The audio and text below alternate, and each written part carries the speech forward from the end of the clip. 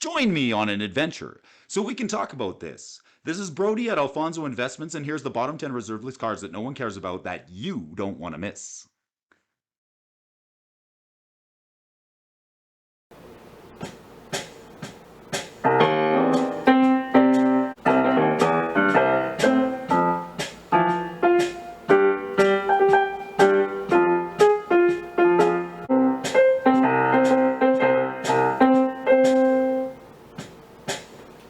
The juice is in the house, and the house is in the juice.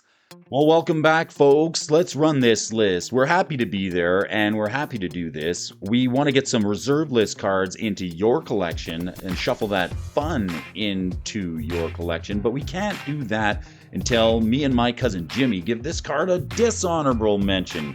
Selenia, the Dark Angel. It was coming in way down at the bottom end of the reserve list where no one cares about it. Thank you, Selenia, Dark Angel. If you like Knights, this could be the card for you. Coming in at the number 10 spot on our list here this week is Knights of Thorn from the Dark. It'll cost you $11.97 to get this into your collection, or €11.36. This uncommon one, or rare, is it from the Dark. Cost you 1 white and 3 for the 2/2 Knights. It's got pro red and banding. With a great cry, the goblin host broke and ran as the first wave of knights penetrated its ranks. History of the Goblin Wars. This card's got art on it by Christopher Rush, and I don't think we need any other reason than that to pick up a copy of this card for our collection. There seems to be some artistic value here, and it's been bottoming down in price below the $10 mark if you look at it for it on the open market. It's a knight, so the tribal effect and the tribal mechanic is in play there. It's also got pro red, and if you look closely in decks using it, in Commander, there's even a anti-red deck that uses this. Now, we spoke a little bit about the blueless white weenie deck a couple of weeks ago, and this is a pro color mechanic that can be changed. You can either change the color of a creature to red, or you can just basically change the wording of this from red to another card using cards like another color like Slate of Mind. This card's got a home in the collection, and it's way down at the bottom end of the reserve list. It's from the Dark, so we're buying it. Which brings us to the next card on our list. This card here, Griffin Canyon. This is a land from Visions. It'll cost you $12.73 to get a copy of this into your collection, or €9.64. I think this card's been on our list and on our radar once before, but it's better in our collection than sitting at the showcase at the store. It's got art on it and a double entendre for those folks who like Stuart Griffin. The Griffin Canyon should be within your collection.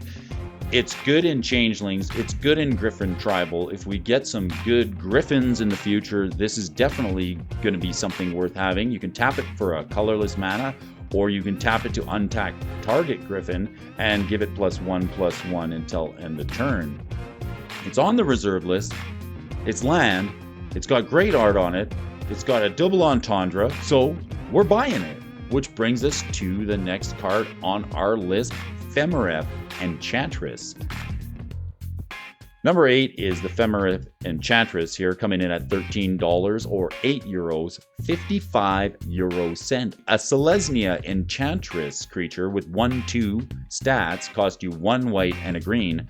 It says when an enchantment is put into your graveyard from play, draw a card. Then she spread a fine dust over the land like a butterfly shaking its wings. The Femurative Tale. This card's got amazing art on it. If you're building an Enchantress deck where you're drawing cards for casting enchantments, why not have one that gives you a benefit when they go to the graveyard? It's in the right colors, and it's way down at the bottom end of the reserve list, so we're buying it.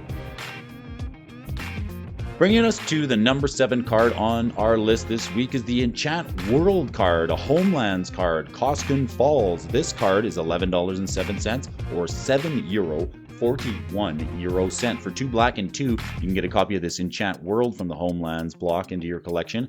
And it says during your upkeep, tap target untapped creature you control or bury it. No creature can attack you unless its controller pays 2 whenever that creature attacks. Really? A tax effect in black? This seems like it almost breaks the color pie a little bit. The tapping the untapped creature doesn't seem like too bad of a downside. A 0/1 token or any other token, any cheap creature could do it to make your opponents pay 2 whenever they attack with a creature. So, well, early in the game it's going to be taxing on your opponent's mana base, so they might just decide to attack somewhere else, then cross across the Koskan Falls. And it's way down at the bottom end of the reserve list, so we're buying it. Now, these cards on the reserve list today are hovering around all about the $10 mark, but I've got a little something special for you folks today. Is this card, number 6. It's the Paradigm Shift from Weatherlight. This card is $10.25 to get a copy into your collection, or €11, 14 euro cent. This sorcery card from Weatherlight costs 1 blue and 1, and it's been bottoming down in price since it's seen a spike recently. Let's read the card. For 1 blue and 1, you can remove all cards in your library from the game and then shuffle your graveyard into your library. What? Just flip your library into the exile pile, and then whatever you've got in your graveyard now becomes your deck? Baron always said that reality is relative. The world, he cautioned, is but pieces of one's perception. Urtai, the Wizard Adept. The Paradigm Shift seems like an interesting card that could be relevant with Thassa's Oracle, or super relevant in a Doomsday style deck. If you got your combo pieces in the graveyard already, or you've dug them up and entombed them, or found a way to put them there, then you just need to get rid of the rest of the cards in your deck to go off. This 2-mana sorcery might just have combo enablement written all over it, and it's way down at the bottom end of the reserve list where no one cares about it, so we're buying it. Which brings us to the number 5 card on our list this week is Powder Keg from Urza's Destiny. Happy to see something from the Destiny block on our show today. It'll cost you $10.18 to get a copy of this into your collection, or €9, 64 euro cent. This card's been tumbling in price. The 2-mana artifact is a rare, and it says at the beginning of your upkeep, you may put a fuse counter on it. You don't have to. But you can tap and sacrifice the Powder Keg to destroy each artifact and creature with converted mana cost equal to the number of fuse counters on Powder Keg. It can come in and destroy all the 0 drops if you want. Turn later, maybe all the 1 drops or 2 drops, or if there's something targetable on the board that's just got a big mana cost, you might be able to wait enough turns to blow it up with the Powder Keg. And this card's way down to the bottom end of the reserve list from the Destiny block, so we're buying it. Which brings us to the number 4 card on our list. I'm giving you this card today. I'll just give it to you. I'll donate this card for the number 4 slot. It's donate for $8.42 or €6.97. You can play the donate card for 1 blue and 2, and it's a sorcery that says target player gains control of target permanent you own. Campus pranksters initiate new students with the old Beeblebomb routine.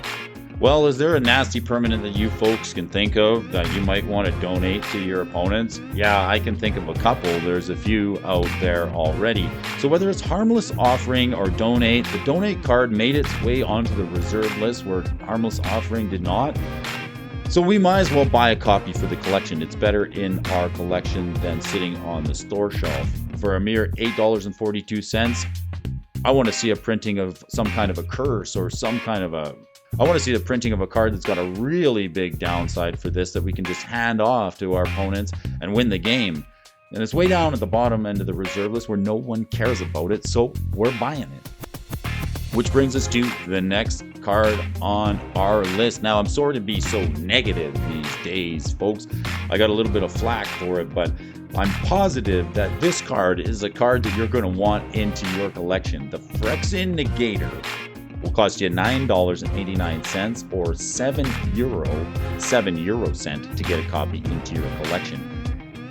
This 1 black and 2 mana 5/5 has trample and says whenever it's dealt damage, sacrifice a permanent for each 1 damage dealt to you. Is this something you might want to donate to one of your opponents? Perhaps so, but the Frexian Negator has been a bit of a controversial card, seems as though it did see a reprinting in a special set once upon a time. I think Wizards of the Coast did get a slap on the wrist for that. But nevertheless, this card's way at the bottom end of the reserve list coming in at the number 3 spot.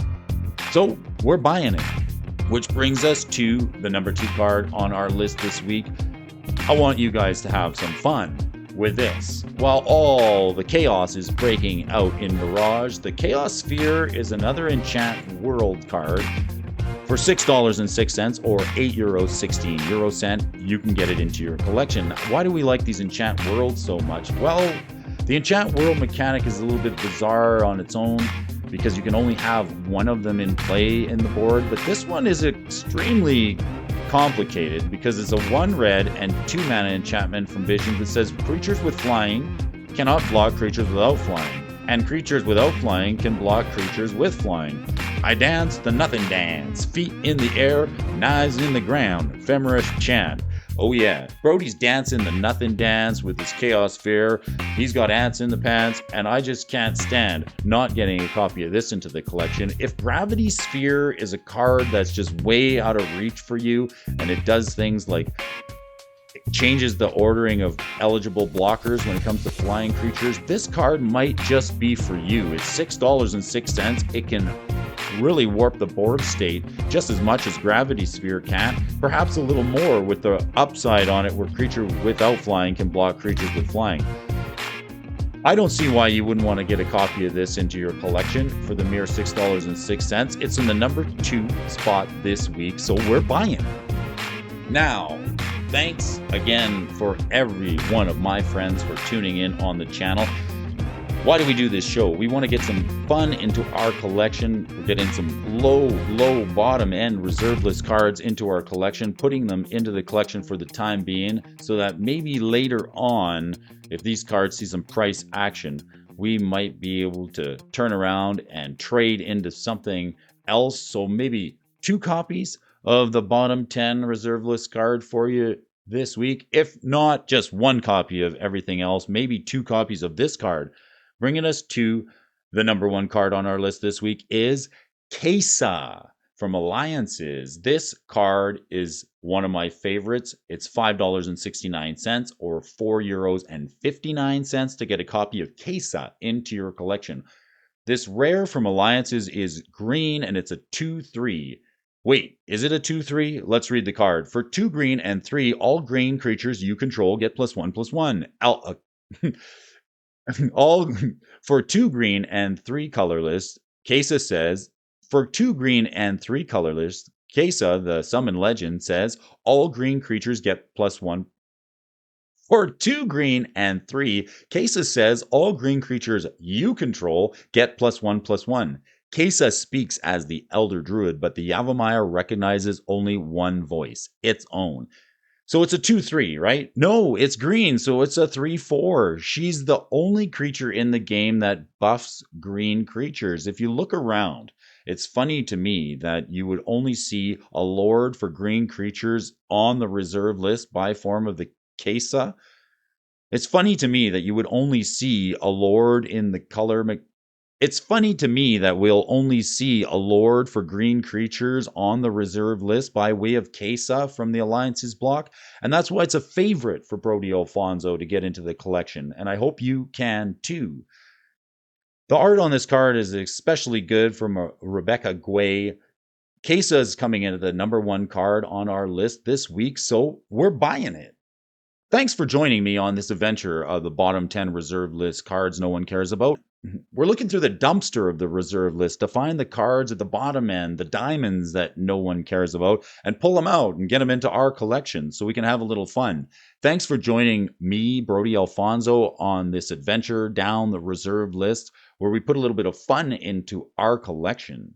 Thanks for everybody who tuned in, the Freetrons and the Patreons, Smash Jackson, Garen Jotter, Jesse Cully, Murray Cooper, Coin Pomeroy, Tyler Friesen, Tyler Harrison, Kyle Mears, the MTG Moxman, and the Earl of Drummer, Johan Matuzzi, Prime 406 Games. Thanks for you for tuning in. And for those of you folks who tuned in right to the end, I've got a little special something for you folks. Today, Secret Play of the Week. Brody's pick. Lauren Original Foils. In the rare slot and uncommon slot for anywhere from $1 to $2. I'm going back down the list of the Lauren foils because the original foils these days seem to be underpriced. Is there anything on the Lowrin foil list that you guys think might have some good value for the $1 to $2 to $3 mark? Let me know in the comments section below. Give me a bro stick if you made it all the way to the end of this video. We'll talk to you again real soon. Lowrin in the comments section. Lowrin foils. Oh yeah.